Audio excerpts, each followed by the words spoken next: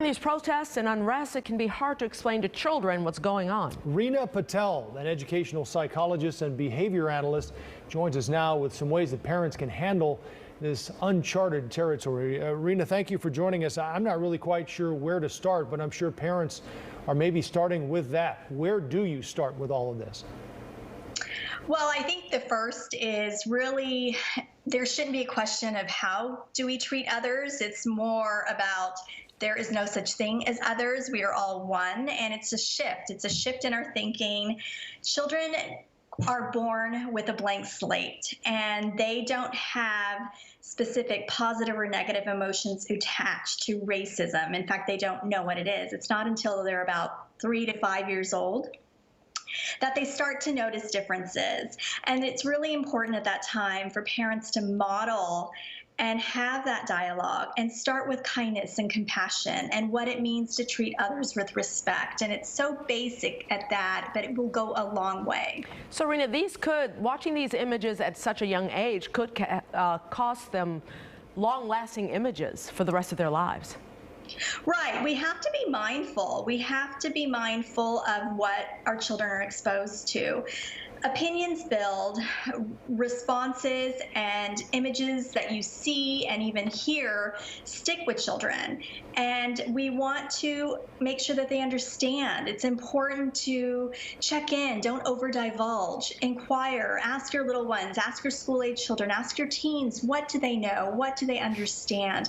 Protesting is not a bad thing. We just have to make sure that they do it in a way that is non-aggressive. There is peaceful protesting, and we want our children to speak their mind. We want our community to be able to voice their concerns, but there's so many ways to do it. And as a family, you definitely can come together and explain and also talk about activism and what that means. So it's really important not to be silent. If you are silent, that means you're giving in and you are okay with what is going on. So as a specialist, I definitely recommend to have that dialogue and discussion with your children. Especially depending on their age. Is that an important part of this? And it's, like I said, important to ask them the questions of what they're thinking so that you can better answer these questions, because a lot of these are pretty complicated issues. Absolutely. Age is a huge factor. As young as 3 is an appropriate time to start to have the dialogue, start to talk about differences. And understanding the shows that we watch, talk about the stereotypes that you see, talk about what's going on. And we're not just talking about racism, we're talking about gender, we're talking about ethnicity, we're talking about culture. When you go and buy toys for your children, make sure that you're not picking just what symbolizes or looks like your child. Make sure you're picking the diversity that there is. And this is across the board.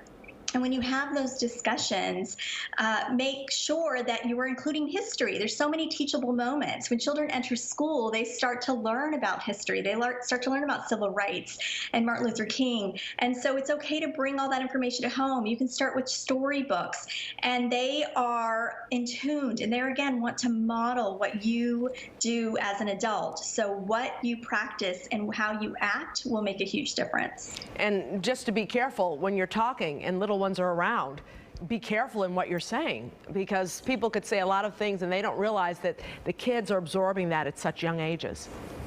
Absolutely. Your own biases, your own over responses to things, children pick up. They are sponges. They do model and they do absorb that information. They're very much concrete learners.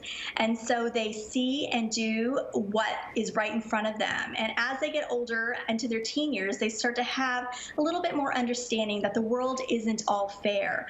But again, you as an entire family can work even within your community and your neighborhood to make huge changes. And you just have to start small. And the biggest one I always recommend is just treating everyone with kindness. Reena Patel, thank you so much. Thank you.